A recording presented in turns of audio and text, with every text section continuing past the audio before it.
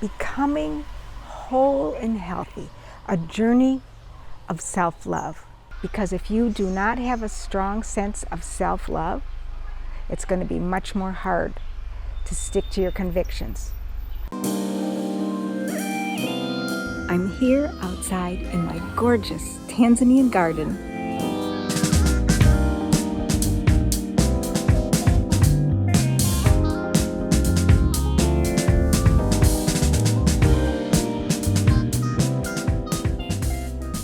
Hi, I'm Ama Opari, a plant-based lifestyle coach, and here on this channel I share tips and tools you can use to create a whole and healthy lifestyle that you can stick to. If that sounds like something you're interested in, be sure to click the subscribe button. And don't forget to turn on the notifications so you'll find out every time I upload a new video. And you can get a copy of my free ebook, The Secrets to a Flavor-Filled Vegan Kitchen, or How to Make the Right Decisions When You're Surrounded by All the Wrong Choices. The links are down below in the description box. So in my work with my coaching clients and in my work with myself, I have discovered the power of self-love and why that is so important. Of course, we love ourselves. You love yourself, don't you? But I'll bet you that deep down inside there is a little voice in your head or in your subconscious that is keeping you from sticking to your healthy diet and lifestyle goals. And that voice is based on a lack of self-love or a self-doubt. When we have that voice, it makes it much more difficult for us to stick to our convictions, to eat right and do our exercise and all the things that we know that we need to do to keep healthy, because we may feel like maybe we don't really deserve it. Somebody else's needs are more important than my own. Or if I do these things, I won't fit in.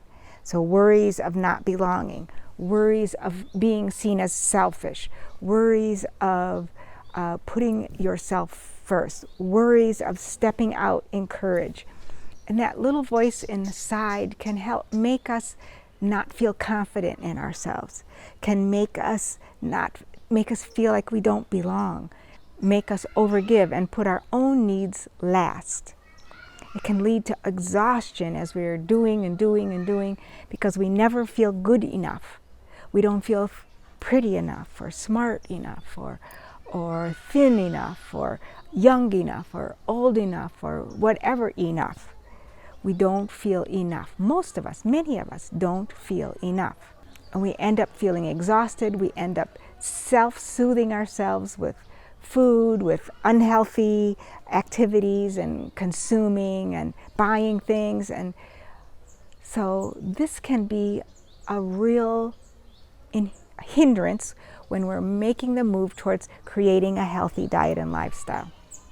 And why is it that we have these things, these feelings of not being enough? I think number one is that we live in a culture right now where the media is 24/7 telling us that we're not enough. And we can be enough if we just buy their products. We can be prettier if we use their makeup. We can be thinner if we buy their diet plan. We can be healthier if we buy their supplements or this superfood. We can be smarter if we watch this, or we can be whatever. There's a plethora of things out there that are telling us we're not enough, and if we just buy their product, then we will be enough. Or there's a whole host of products out there that are tempting to us when we're feeling not enough. You know, the big juicy burgers, the cheese all over everything. You know, go just have this. You deserve a break today. And so it's very easy to feel like we're not enough and to have constant temptations to do the things that will take us off our healthy lifestyle path.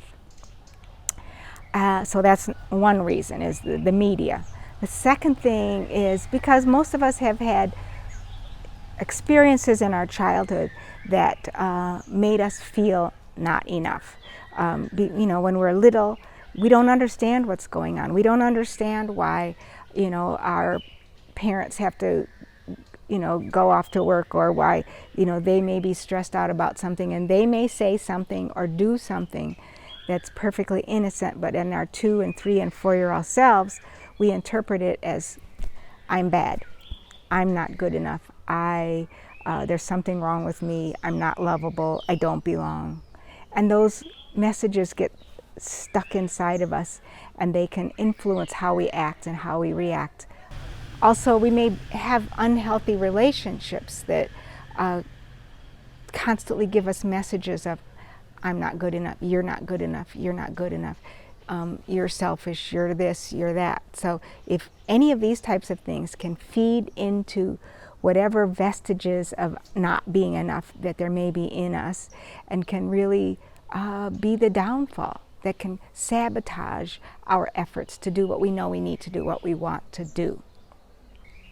And that self-love is so important. When you love yourself, when you accept yourself, when you know that who you are fundamentally is beautiful, is intelligent, is spirit embodied, then you can be much more able to do the things that you know you need to do, that you want to do. You can be courageous, you can be strong, you can have good boundaries, and you can feel confident in being just who you are.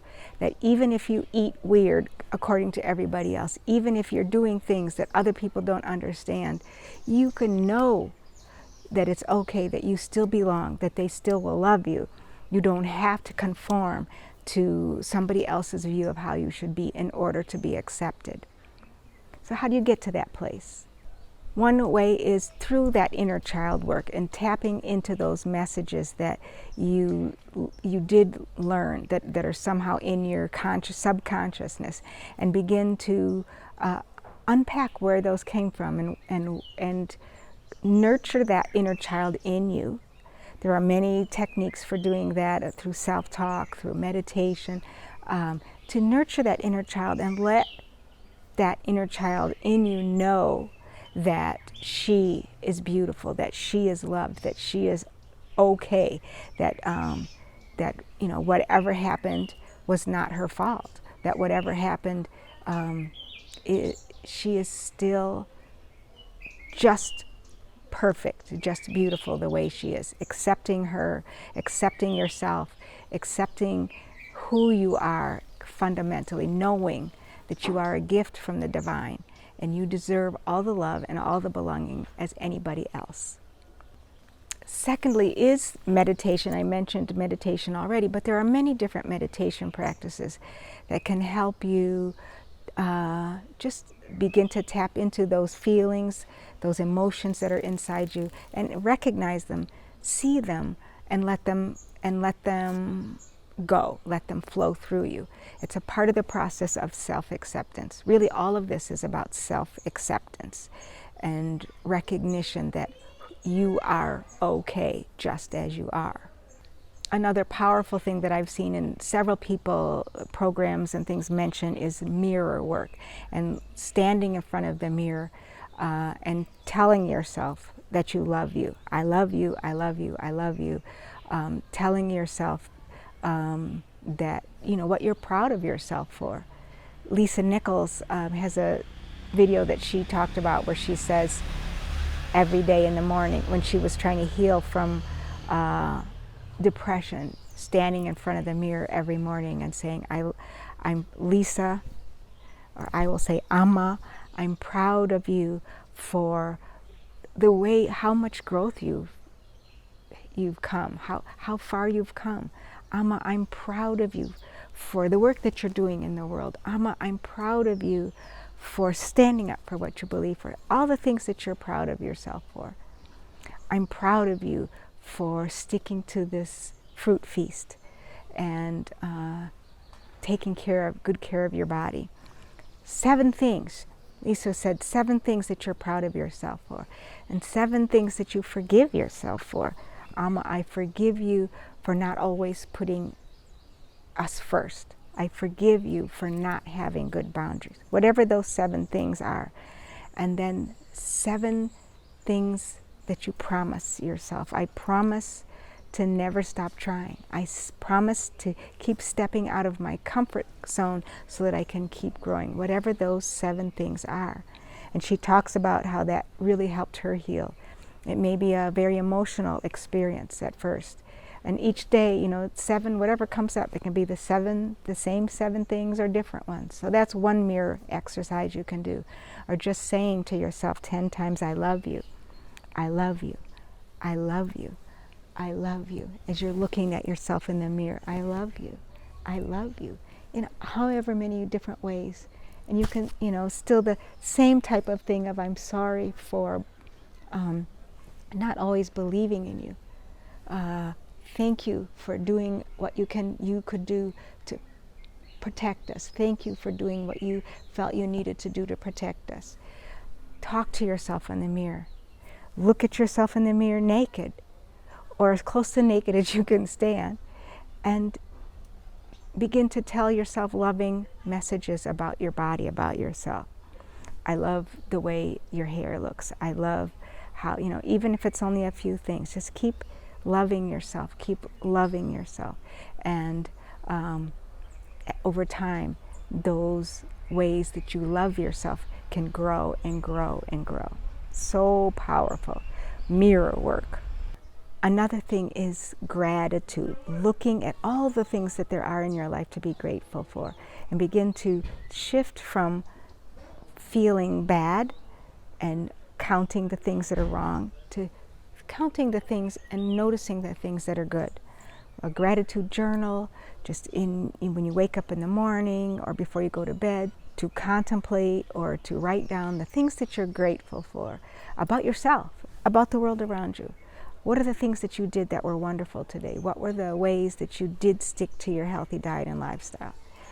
Keep a record of all of that. And practice self-acceptance. When you've done something that you're not proud of, or when you hear those negative thoughts, don't berate yourself. Don't make yourself feel worse by saying, oh, you know, I'm so stupid. No, just accept yourself. Know that we all have those times, and it's okay. It's a part of who we are. It's a part of our growth process. What are the gifts that are in that experience? What did you learn from that? How can this help you move forward? So use the practice of self-acceptance to remind yourself that you are wonderful just as you are. You are wonderful just as you are. You don't need to be different in order to be wonderful. You don't need to be different in order to be loved. You don't need to be different. You are wonderful just as you are. Self-acceptance is so important. And lastly is to be courageous. And if you're being courageous, yes, you may make some mistakes. You may do some things you wish you hadn't done, but that's part of the process. As you step forward and make a change, as you step forward and try something new, you will learn about yourself. You will develop your spiritual muscles, your psychic muscles, even your physical muscles. If you're doing something exercise-wise, I know I take a yoga class on Saturday mornings, and oftentimes at the end she asks us to dance, and she's encouraging us to do some African-style dancing, and I have to admit that that's something that's kind of uncomfortable for me, but I have pushed myself through it, and I do it anyway. And in the end, I end up feeling good about myself, and it's very freeing. So be courageous. What can you do today to take a step that you've been reluctant to do, you've been afraid to do? How can you move forward in that direction? So all of this may sound like far away from eating healthy and doing your meditation or your exercise, your yoga, whatever the things are that you're trying to do in order to create a healthy lifestyle for yourself. But they are key. They are key. Because if you do not have a strong sense of self-love, it's going to be much more hard to stick to your convictions. When you go out to lunch with your girlfriends and they're all eating chicken wings. When you have someone criticize you and say, oh, you're getting too skinny. Or when you are feeling you're feeling defeated because you did mess up, you did eat a chicken wing. You need to have the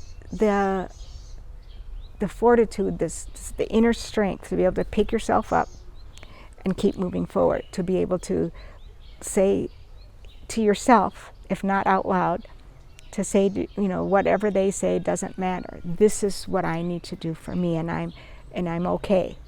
To be able to say no to somebody when they are trying to make you do something that you don't want to do, that's not in your best interest.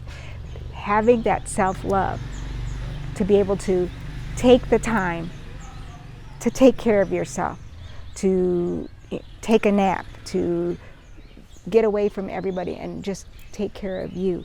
When you love yourself, you have the power to do the things that you need to do for yourself. And by doing that, you can be there more for other people. It's not selfish. If you take care of you, then you can shine your light stronger out into the world. Then you can be who you are meant to be and bring your gifts out into the world. You are here for a reason, and you can't be that, do that, if you aren't healthy, if you aren't connected to your mission, to your vision, if you aren't able to stay true to who you are and what you're supposed to do. Love yourself. It's so important. It's the path to becoming whole and healthy in your work life, in your family life, in your spiritual life, in your in all ways, in your body. It's the way to becoming whole and healthy. So that's it for today. I'm Ama Opari here in my garden in Arusha, Tanzania. If you like this video, be sure to click the like button and don't forget to subscribe and share this video with those who you think could use this message. And let's help spread the word so that we can all become whole and healthy together. That's it for today. Kwaheri, goodbye.